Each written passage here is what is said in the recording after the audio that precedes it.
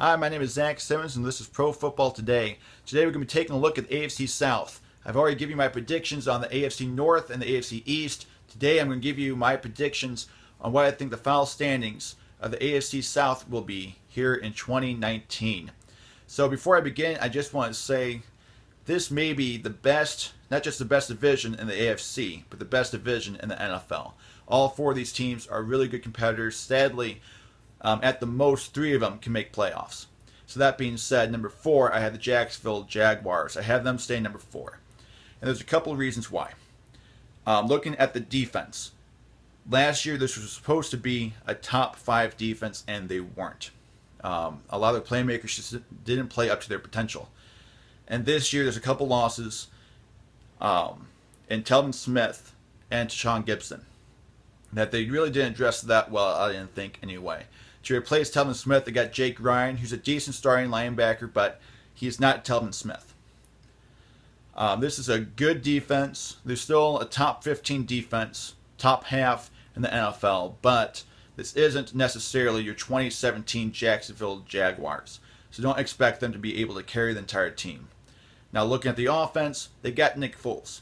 That's an upgrade over Blake Bortles. Good job for them to get Nick Foles, but I think he's still overpaid.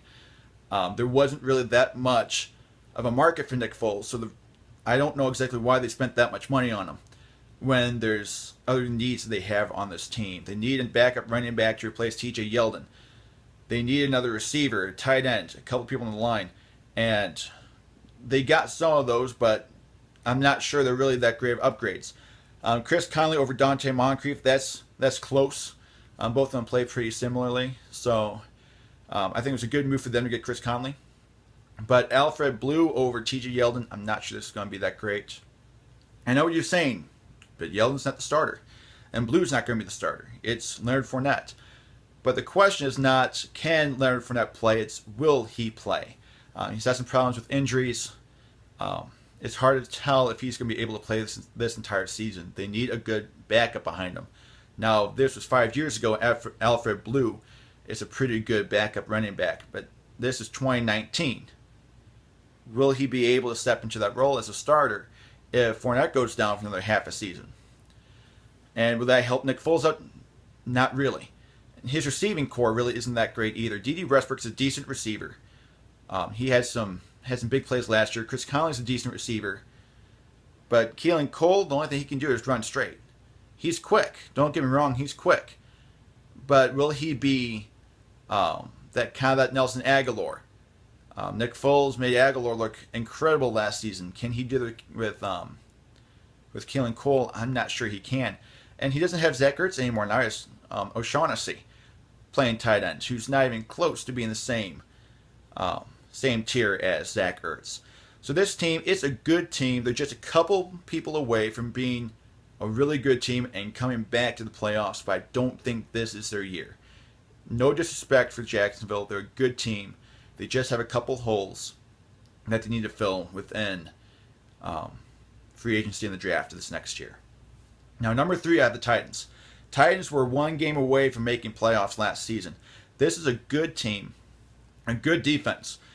And in fact, they played better than Jacksonville defense last year. Tennessee actually looks like they have some of the pieces. Now, they can use some upgrades with those pieces. They're not incredible pieces, but they're pieces nonetheless. This is a good defense. And their secondary is actually really good. They have some really good pieces there on that secondary. Malcolm Butler, Adoree Jackson, Logan Ryan, and Kevin Byard. This is one good secondary, one good defense that I think is underrated. Now look at the offense. They have some good receivers, but they need that number 1 receiver. Corey Davis is a good, solid receiver, but he's a solid number 2. They need that number 1. I don't think they really have that. If anything, their best chance is Adam Humphries, who they got from Tampa. He's a good, solid receiver. 800 yards this last year, and that's talking... You're looking at Tampa Bay receivers. You have 4 really good receivers there in Humphries and Godwin and Deshaun Jackson and, of course, Mike Evans. So for Adam Humphries to get 800 yards, that's pretty good.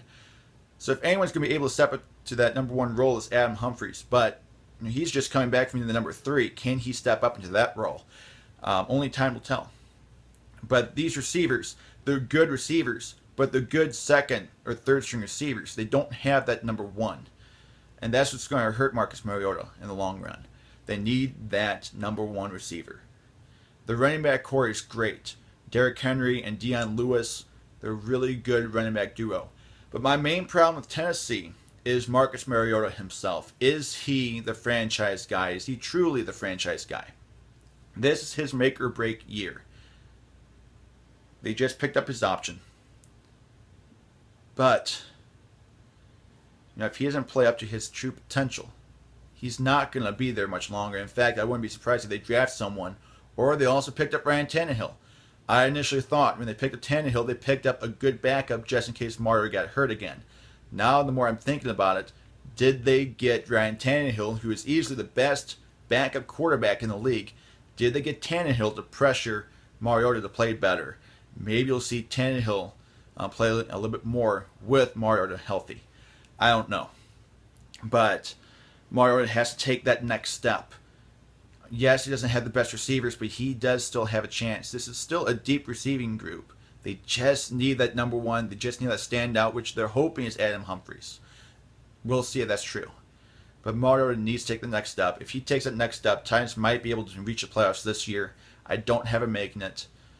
They're just, same thing with the Jaguars, they're just one or two players away from making playoffs. Now, number two, I had the 2018 AFC South champions, the Houston Texans. Now, I don't have them down number two because they did anything wrong. It's just because the Colts did such a good job in free agency and the draft. But looking at Houston, they have actually a really good defense, a top 10 defense in my book. Yes, you had some old players in there with J.J. Watt, Whitney Merciless, but this is still a good group. J.J. Watt was a first-team All-Pro last season. Yes, he's not as good as he was before his back injury, but he is still a good viable defensive end. So watch out for J.J. Watt this year. I think he's going to have another really good season. And Jadeveon Clowney, this is his contract year. I don't care if he doesn't get a large deal. He's going to have to play to show other people that he's worth it. I mean, his entire career, for the first couple of years, he was hurt. And he's been trying to get back to that number one pick overall status, and he hasn't really reached that yet. At the worst, he's been a second-round pick. But I think he's a good first-round selection. Is he first pick overall worthy? I haven't necessarily seen that yet. But maybe this year he's going to prove to other teams, to Houston, that I'm the guy. I'm your future defensive end. I can do this. And then they had a couple really good upgrades. Then the secondary. They got they lost Kareem Jackson. They brought in Bradley Roby. That's exceptional. They lost Tyrann Mathieu and they got Deshaun Gibson. Now notice Mathieu, but Mathieu did not look exceptional last season. And Gibson is a good, solid safety. So watch out for the Texans this year. I do have him making wild card. I don't think there's any doubt Houston can win win one of those wild card spots. Now, can they make it past the divisional round? I'm not certain. I'm not trying to bash Houston or anything. I'm not sure they have what it takes to beat out some of these teams. They get another playmaker in there. Yeah. What they really need is another receiver. DeAndre Hopkins is fantastic. One of the best receivers we've seen in a long, long time. Some of the best hands we've seen since Jerry Rice. And Will Fuller is an okay option. I think he's better suited as number 3 than number 2. But they just need that other guy. They tried to get Demaryius Thomas, seeing if he was the guy, and he wasn't. They need that viable number 3 option there. Or potential number 2 option there in Houston. And tight end couldn't hurt them either. Give Watson as many targets as possible. Yes, DeAndre Hopkins, he can catch pretty much anything you give to him, but you need to have more targets out there. Otherwise, Houston is a good, solid team. Now the Colts. The Colts number 1. This is why. Before free agency, before the draft, I said they need 3 positions. They need to work on 3 positions. They need to work on their linebacker spot, get someone else other than Darius Leonard there. They need to work on their corner. They need someone opposite Pierre Desir, and they need another receiver other than T.Y. Hilton. Well, they brought back Chester Rogers. Chester Rogers was a good returner for them last season. It's a good option for them at the number 3 spot at receiver, but they still need that number 2. That's when they got Devin Funchess. Funchess is a good receiver. Yes, he was supposed to be the breakout receiver last year with Carolina. That didn't happen.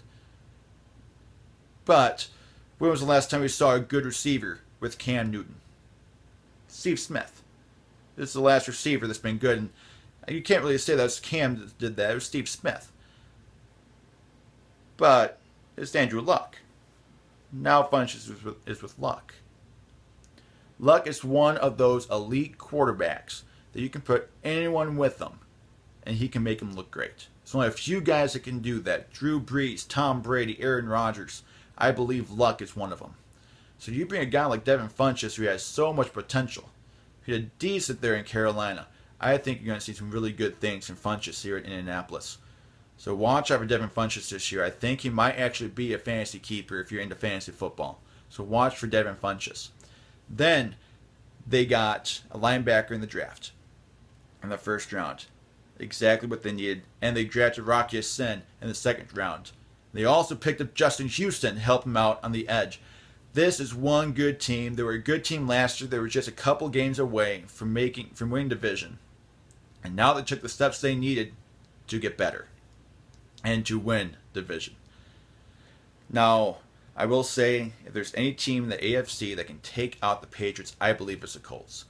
You have Andrew Luck, who's such a good quarterback. You have this team that's just such a well-rounded team. This team, I believe, can take out the Patriots in the playoffs. And I know what you're saying, but Marlon Mack, they don't have a running back. Mack's not the guy. No, Mack is the guy.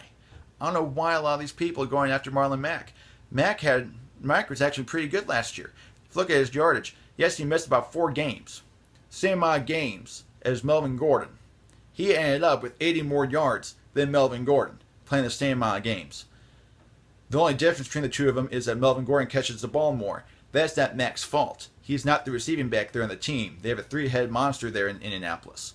You see more passes going towards Wilkins and Hines. So with those 3 guys still, Mack still finished out with over 1,000 yards. He is a good, solid running back. So don't give me Marlon Mack isn't a starting running back in this league. They have their starter. It's Marlon Mack. They have 2 other guys to go alongside him as well. This running back core is probably the most underrated running back core in the league.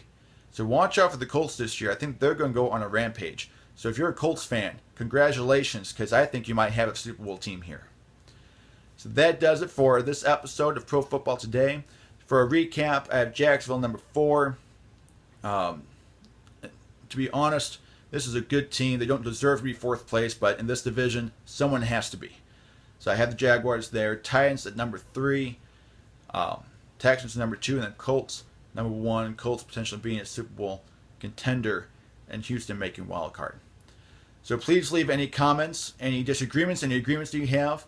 And, if you don't like my standings, comment on your own. I'd love to see you guys' comments. So this concludes this episode of Pro Football Today. Hope you have a good rest of your day.